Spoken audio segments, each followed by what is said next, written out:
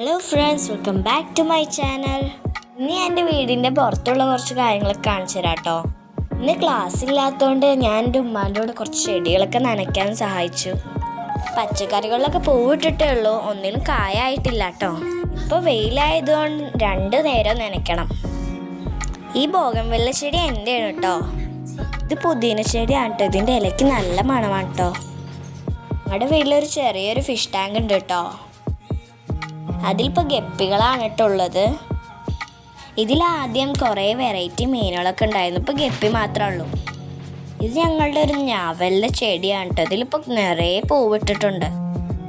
ഈ ഒരു ഫ്രൂട്ട് എന്താണെന്ന് ഞങ്ങൾക്ക് അറിയില്ല. ഞങ്ങളിത് അബിയാണെന്നാട്ടോ വിചാരിച്ചിരിക്കുന്നത്.